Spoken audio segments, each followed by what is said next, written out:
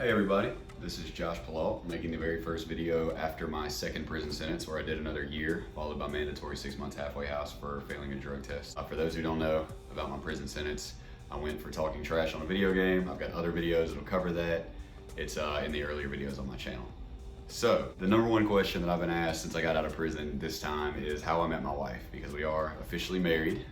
Show them your rings, babe. Oh yeah. Rings? Yes, well, ring and wedding band. Probably because you guys are looking for tips on how to meet girls. I'm about to give you the exact opposite of what to do when you meet a girl. So, the story, in my opinion, is pretty crazy. What? Yeah. I wouldn't recommend trying this. Yeah, don't do what I did, because It even though it worked, it wasn't the best idea. Starting at the beginning, I was at the halfway house. I had just gotten out of prison, and I was living at the halfway house, and I was on job search. Anybody that works at the halfway house is probably gonna crack up when they see this, but I really wasn't looking that hard for a job. I was kind of faking the paperwork. And I was going to the mall, I'm just being honest. I was going to the mall to look for a job and getting people to sign my form that says that I searched for jobs, and really I was just kind of hanging out at the mall for 4 hours. Anybody that I grew up with or knew during my late teenage years before I went to prison is probably gonna crack up when they hear this, because they know that I was notorious for doing this. But I used to think it was a real cool thing to do, to pretend to be British whenever I talked to girls, to get their interest, I guess you would say. It's the truth. That's why I wore the shirt today. The shirt is very, very poignant in this case. I was walking through the mall, and I was actually on the phone with a female friend of mine, strictly platonic, not anything romantic. And I was walking past Zoomies. I think you were in Zoomies, right? Yeah. Yeah. I was walking past Zoomies, and I heard her voice actually before I saw her, which was very much enchanting to me. I turned and looked at her, and as you can see, pretty good looking gal. So, immediately I said to my friend Lauren, I was like, oh my God, this girl is so ridiculously beautiful that I just saw. I'm about to do the thing that I swore I'd never do again and fake a British accent to talk to her. So why are you shaking your head? It's true. I mean, it's true. Yeah. So basically I busted a lap down at the end of the mall and came back, and she was with her friend, one of her best friends, Madison. I was with a few of my friends. Yeah, there were several of them there. I was about to go into work, so. She was on her way to work. She worked at Victoria's Secret at the time. Mm-hmm. So I walked up and I asked for directions that I didn't need. It was time for me to go. I had to go back to the halfway house. They were providing transport, so I had to go meet the van to pick me up. Technically, I just now remember this. Technically, I wasn't supposed to be at the mall. I was actually job searching in an area near the mall, like that little strip mall over there. And then I went to the mall. I just put in a location next to the mall. I'm not at the halfway house anymore, and this was in 2017, so I don't think I get any trouble for it. But yeah, I skipped out on that and went to the mall. So basically I walked up and I asked for directions that I didn't need, just to start a conversation. And since I already know the comments are gonna be asking a lot about how I sound, I guess I'll continue the story from this point in character, I suppose. So I walked up to her and I started talking. I think I talked to Madison first, yeah? Yeah. Yeah, I started talking first to Madison. And let me also explain that part of the reason that I did that was because I had more confidence talking like this. I knew it was going to get her attention. I knew it was going to at least stimulate something in her mind, to be able to make me memorable, I suppose. So I walked up. I had no social skills. Yeah, memorable to say the least. I didn't really have any macking skills after being in prison since 2012. It was 2017 at this point, mid-October of 2017. I think 17th, was it October? Yeah, October 17th of 17. Everything changed. So I walked up, started talking like that. Her friend Madison gave me straight up wrong directions to where I was trying to go. I knew where I needed to go, but she didn't know where I needed to go. So I faked the accent. Some of her friends came out and they were all chit-chatting, and yeah, oh my God, where are you from? The usual fare that I used to get when I would do that. And basically, long story short, I wimped out. You remember? I wimped out. I turned. I followed the directions. I was like, okay, well, you guys have a nice day. So I turned around and walked off, and I'm walking away going, why did I even do that? Why did I? I was sitting there like talking to myself, like, go back there and ask for a number, man. You came back about 5 minutes later. Yeah, I kept walking, and then after a minute, I was like, that whole thing was pointless if I just don't at least try to get her number. So I turned around and walked back, and I was like, I think I was actually talking to Madison, but you were standing next to her, right? So I was all like, so I was wondering if I could have one of your numbers to text you. And Madison pointed at Karis, and I looked at Karis, and I was like, and she was like, 662. Start giving me no, you looked so apprehensive. You looked like you felt like you had no choice but to give me the number. It's So okay. I would have told you if I didn't want to give it to you. Yeah, I know you well enough to know that you definitely would have if you didn't want to, but you still were looking like you felt kind of forced into it, sort of, I guess. So I got her number. Well, you think you did anyway. And I got it wrong. She claims that she gave me the right number and I just took I it did. down You were wrong. one number off. I gave the right number. I broke all the rules of the wait 3 days or whatever, and as soon as I got out of the mall, I texted her. like as soon as I walked out of the door, I was all talking with like British spelling and British slang. She didn't answer, so I spent the longest 10 minutes of my life waiting, and that's saying something from a guy that's been to prison. Spent like 10 minutes waiting, texted her again, she didn't answer, and I was like being all extra like, LOL, you don't want to talk to me or something like that. And so finally I was like, all right, screw this. Look guys, I wanted to talk to her, all right. So I called the number, just straight up. I just called her and somebody answered, it was a guy, answered the phone. Mm-hmm. And had we met under any other circumstances, I would have just thought it was like your boyfriend or something and stopped, you know? Mm-hmm. But I had just seen her and she was in a herd of females. So I was like, okay, I got the wrong number. So. And I was at work and I was telling my coworkers all about it. This experience. And About meeting the British guy? yeah. Because you were crushing? Oh yeah, I was crushing so hard. She wasn't crushing. Story. And you were like, he was kind of funny looking.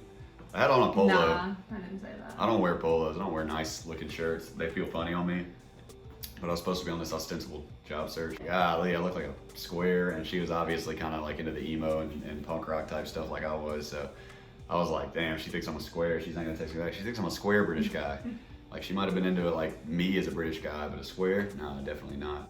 As you guys have probably seen from her name, Karis, with 2 R's and 2 S's, she has an extremely unique name, and that very much worked to my benefit because I had the wrong number. I could not go back to the mall because I had to go back to the halfway house. So I actually called back that friend I was on the phone with. Her name's Lauren, and I was like, oh my God, I met that girl. She gave me her number, and I think I took it wrong. She may have given me the wrong number on purpose, and if so, she doesn't have to respond or whatever, but I can't just give up on this. I gotta talk to this girl again. So I had never had a Snapchat or Instagram. You know, I call them InstaChat and Snapgram. I'm just now getting used to those. We actually deleted our Snapchats because I don't care for Snapchat at all. I don't like an app that tries to make me take a picture of myself every time that I open it, just like, here's your face. So I actually made my very first ever Instagram and Snapchat specifically to start looking for her because she had told me how to spell her name. And Lauren was helping me too. So I made a fake Snapchat, and to help cover up my inability to work it, I named it, you remember I used my middle name. I told her my name was Brandon because a Google search would automatically reveal me. I'd already done the Silent Core interview. It had 500,000 hits at this point. And I was like, I'm gonna get busted if she knows my real name. So I used my middle name. I told her my name was Brandon. So I made a fake Snapchat. I guess it's not fake. I mean, it was a Snapchat, but it was called Brandon Hates SC for Snapchat.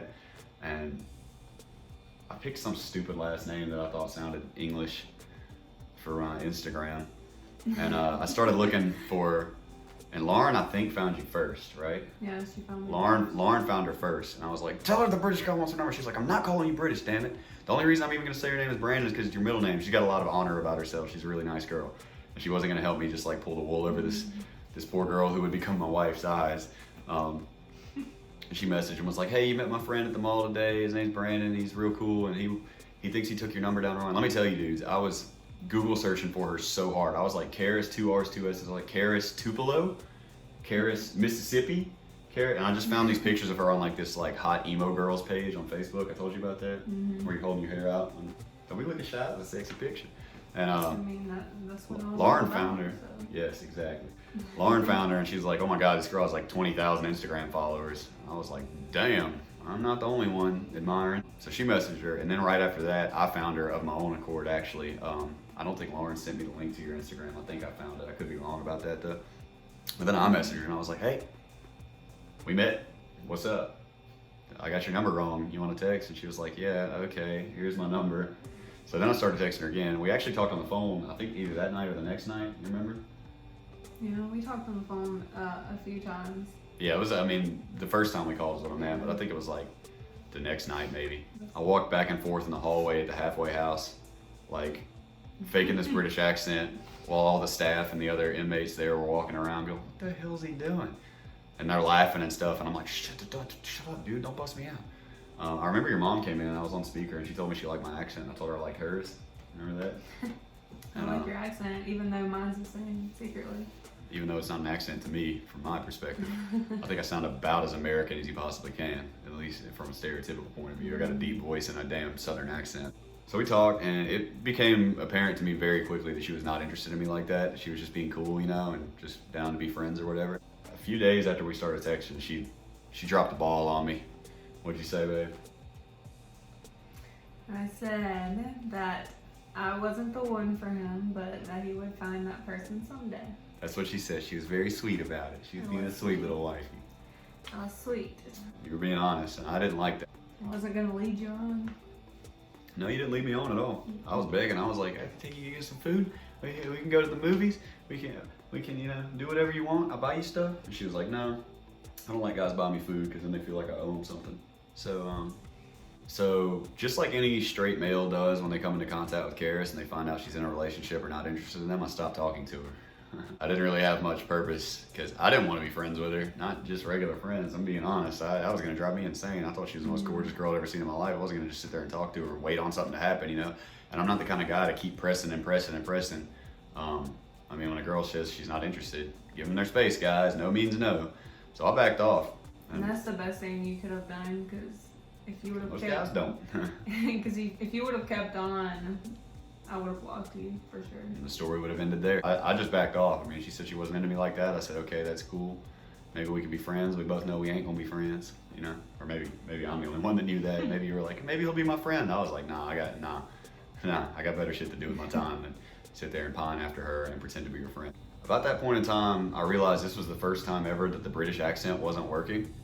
She doesn't find British accents to be particularly more attractive than American accents, which is not like most American girls. Most American girls are like, where are you from? So once I realized that the British accent wasn't working, I decided to, I guess, come out about who I really was. Yeah, so I actually sent her the YouTube link to the Silent Core interview that I had done that had so many views and stuff like that. I think my exact words were to you were that I had gotten a little famous from it. You remember? Yeah. I'm gonna edit that part out. So she watched the Silent Core interview. Actually, you probably didn't watch it, I'm guessing. I mean, it's 30 minutes, listened to it for a minute and I was like, it threw me off because of your voice. Yeah. It was much deeper. Yeah. As you can tell, my British accent, for some reason, I talk like in a higher register when I talk like this. Whereas my normal voice is a little more booming, a little more bass to it, because she's all about that bass.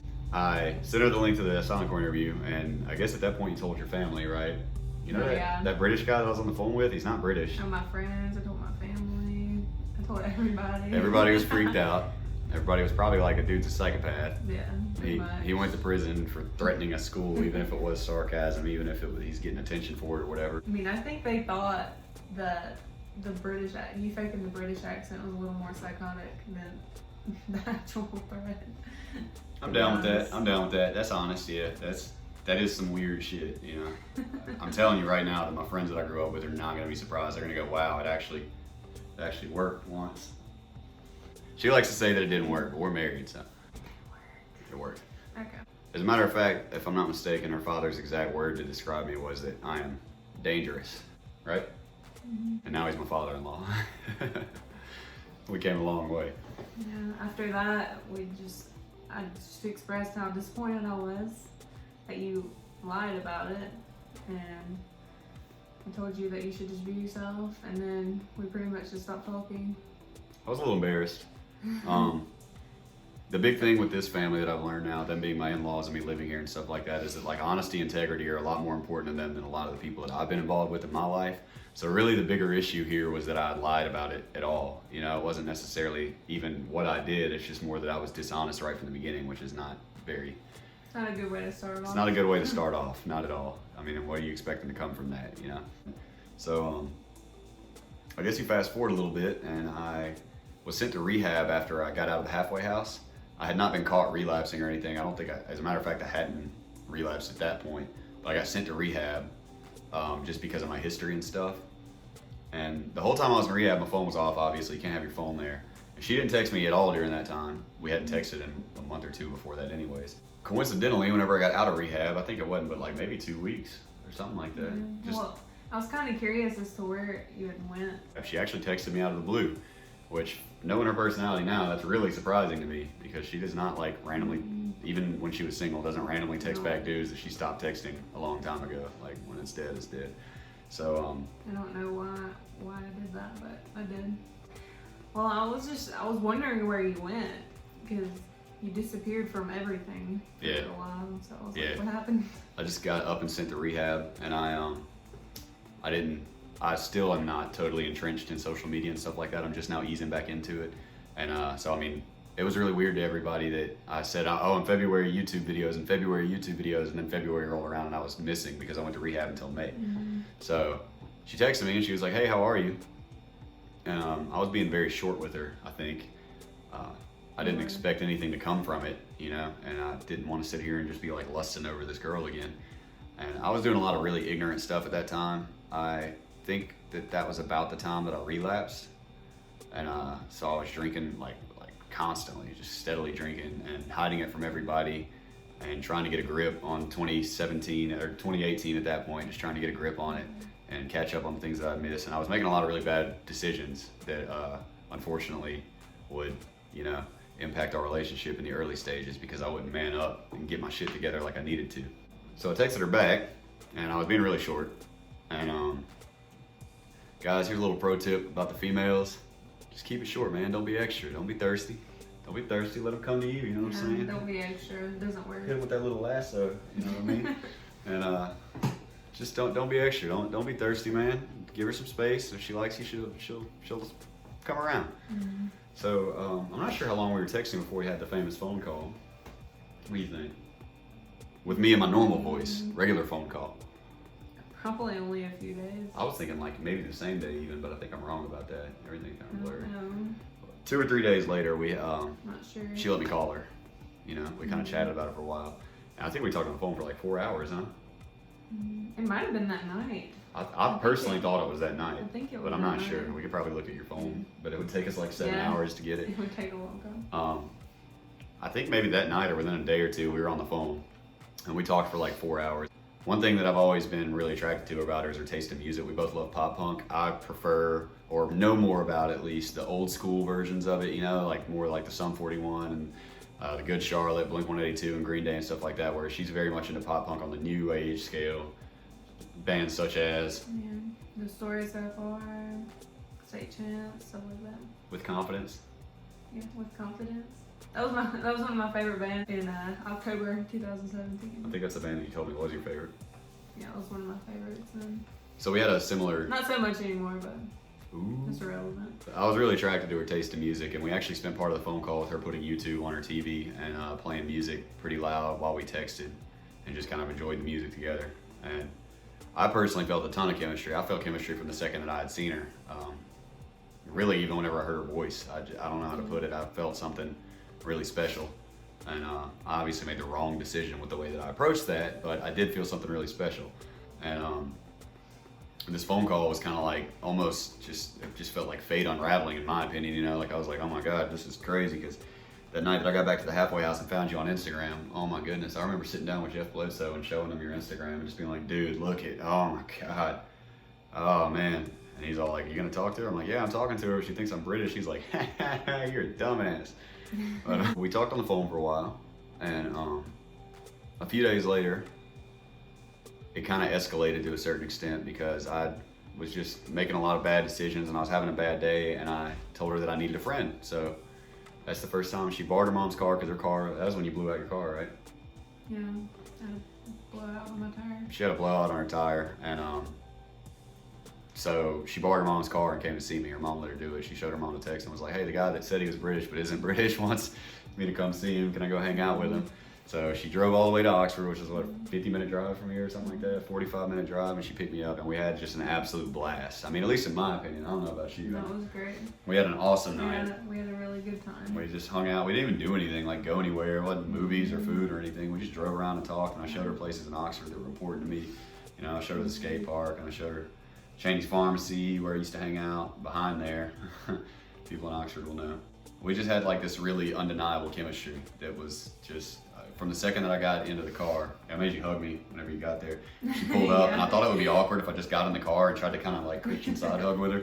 So instead of just getting in the car and being like, hey, what's up? You know, I came around the car and I was like, get out and give me a hug. So she gave out and gave me a hug, and boy, do our bodies fit together like a puzzle piece. I mean, as soon as you hugged me, I was like, oh God, it's perfect.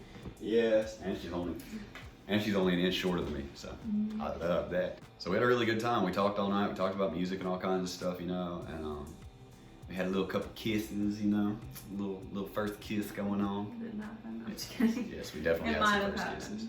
We cannot confirm or deny whether or not the little first kisses happened. I remember this. I did some like straight teenage girl shit whenever I got back in the house. I did what like an ex-convict man out of prison you wouldn't expect him to do. I walked in and put my back against the wall in my room and just like slid down it, and I was like, oh my God, are you kidding me? I mean, she was just, y'all are gonna think I'm saying it because she's sitting right here, but I mean, she was absolute perfection. It was the best night that I've like ever had in my life, and by far the best date or interaction with any other member of the opposite sex. I mean, just totally blew my mind. It was like we've been together our whole life. That's not a cliche or a stereotype when people say that. When you have the one, you really do instantly feel like you know them. You've known them your entire life. You know, our chemistry, our conversation, it was never awkward at all for 2 seconds. We got pretty inseparable pretty quick, even though I was making a lot of bad decisions. And she saw a lot more potential in me than I saw in myself at the time. I can definitely say that. She foresaw, in some kind of crazy way, she foresaw this, what we have now, I guess, in a way. Whereas I myself didn't really see much of a future for me, even if I was pretending otherwise or claiming otherwise. So obviously I was drinking and smoking, and my POs found out, and I did get violated, and I went back to jail.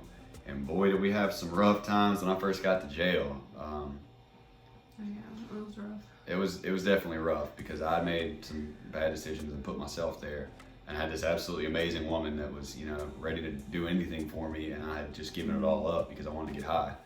I guess it was about July 23rd, 10 days or so after I got arrested again. I was in county jail. She came to visit me. You're making me laugh.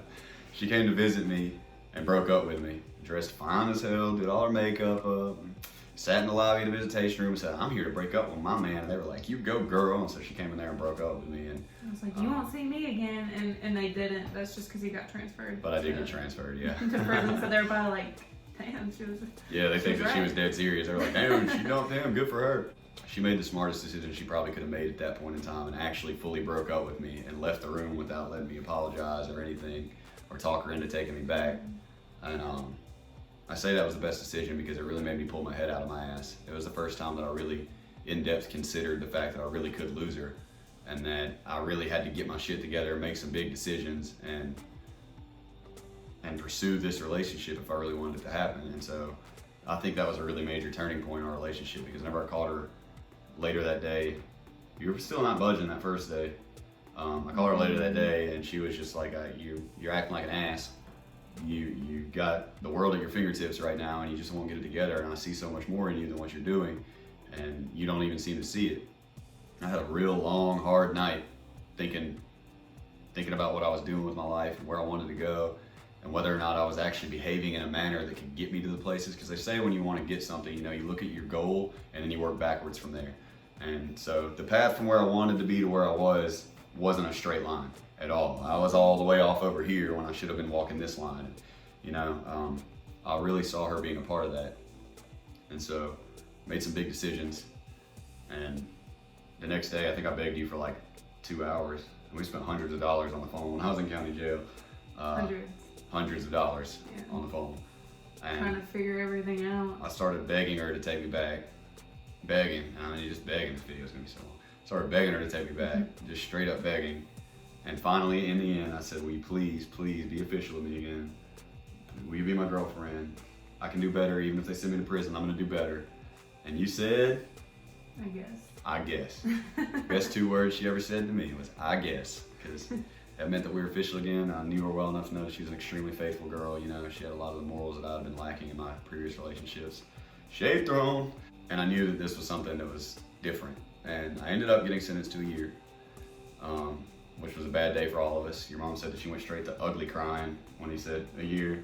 I did. So I guess she went from just chilling and hoping for the then best. I turned around and your mom was crying, so then I started crying even harder.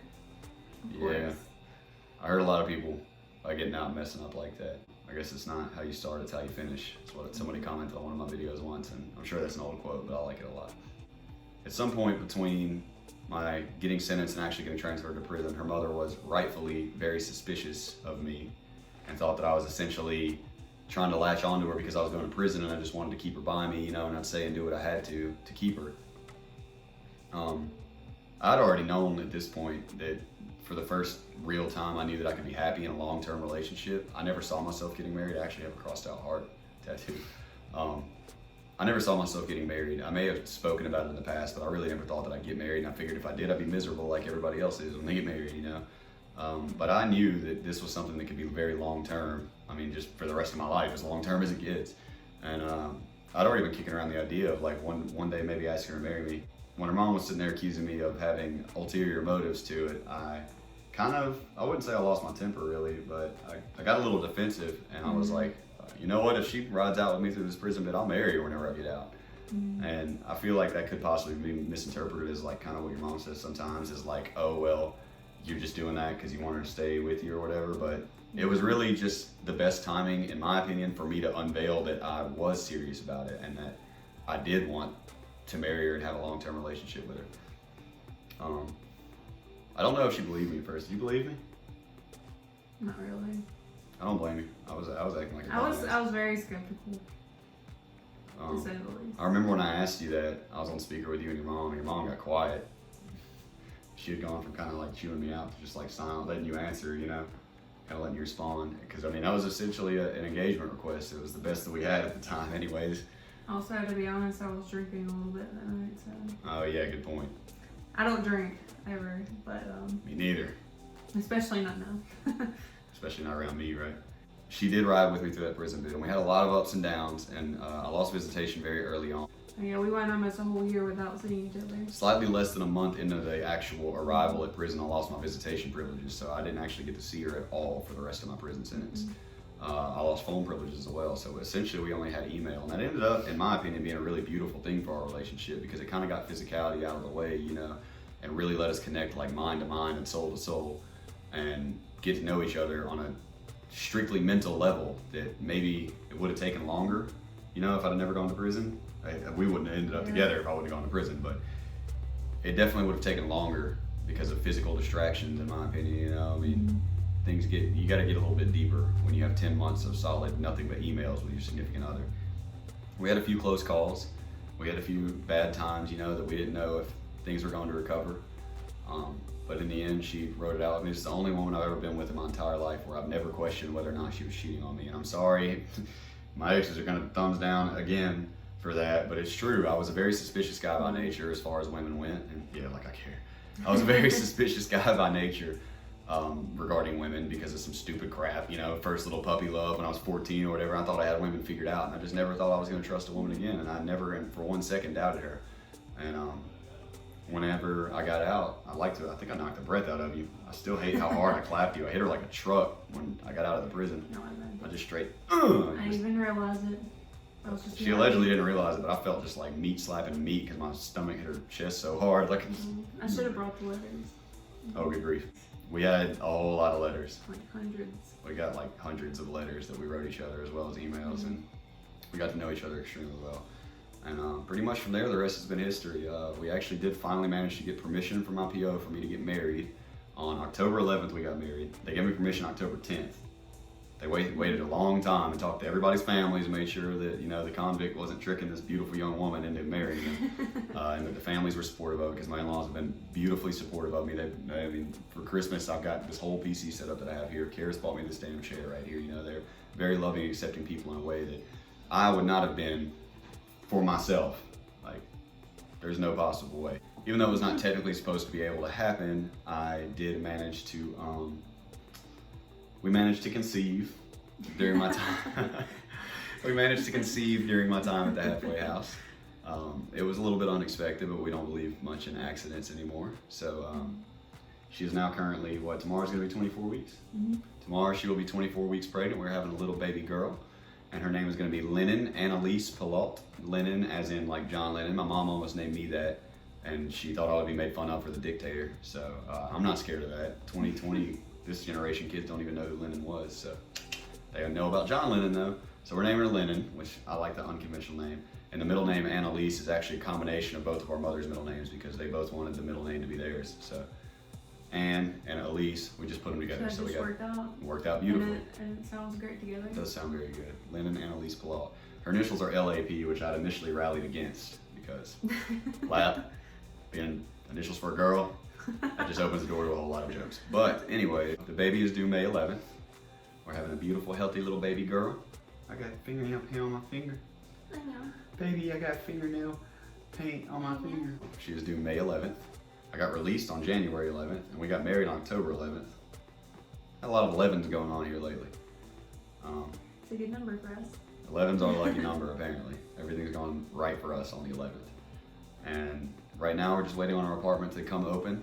And the rest is going to be history. You know, we're going to be here for the channel. Now, look, we got a baby on the way, but it doesn't mean I'm turning into a family channel like she likes to watch. It's going to be a channel that has a family on it. It's not going to be a family channel because she'll be watching all them, the Ace family and all that, you know.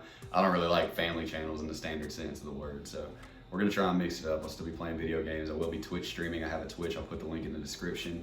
I'll put our Instagrams in the description. Please give us a follow, you know. Every single like, every single comment, every single subscription, it all helps, believe it or not. It helps get recommended. It helps get in the algorithm. It helps with ad revenue, obviously, and we're trying to feed this baby with more than just our current jobs, you know. So we'd like to be in a position where we can be financially independent, predominantly due to the internet, hopefully, because I do intend on making a lot more videos and giving you guys a lot of content. I still have all the music equipment and video equipment that I got with the GoFundMe money to my mom's right now, and I'll have it soon. I will put my Twitter, I will put my Twitch, I will put my Discord, all in the link here. I also have a SoundCloud if you guys would like to check that out. My demos are extremely low quality. I sketched them out in like an hour each or 2 hours each, and they messed up real bad, but I will put the links in the description. So as always, please give us a follow, give us a like, give us the support, you know. I really appreciate everybody waiting for me for a whole nother year. I've lost like 600 subscribers in the past few days because I think everybody forgot they subscribed to me. And then when I started popping up in their inbox with my live streams, they were like, unsubscribe. So I actually just fell back underneath 20,000 today. But I'm confident that it'll be back. Let's go for that silver play button, guys. Let's go for the silver play button. I don't like it. You short-circuited. You're like, see if it'll work. here's a YouTube reveal exclusive here of our 24 weeks baby bump. My little daughter in here. Hey, Landon, Daddy's out here making a video about you. Hopefully it'll still be on the internet, whatever that is, whenever you're old enough. Yeah, you can see it a little bit. You're just skinny, baby. You can see it, though. That's our little daughter, Lynn and Annalise. So stick around for the Lennon reveal in a few months. The Lennon reveal in a few months. I will be Twitch streaming fairly often. I'm doing a lot of different games. I'm trying to catch up. My brother-in-law has gave me an Overwatch account, so I've been trying to learn how to play that, but I'm really behind the curve, to say the least. Still play plenty of old school RuneScape. My RuneScape name is the RS Felon. I hang out in the Tan CC. I'll put all that in the description. Thank you guys for watching. Please like, comment, subscribe. All the activity really helps a lot. And don't take that as a cliche now. When I say please subscribe, don't just think, oh, he said that. Like I always do. Please go click the subscribe button if you're not subscribed. It helps a ton, all right, guys? So give us a follow on Instagram, etc., etc. You guys know it better than I do, this 2020 jargon. The 20s are going to be our decade. Let's get out there and kick ass. Thank you all so much for all your support and love. And I'm here to stay this time. Celebrated 1 year of sobriety yesterday. I forgot to mention that. I celebrated 1 year of sobriety yesterday, 365 days from January 17th to January 17th. Feels amazing. That is by far the longest that I've had under my belt. And thank you, babe. I'm proud of me too. And just stay tuned for more. Stay tuned for more from us, from the Pillault family. Bye, everybody. Tell everybody cares. Bye, guys.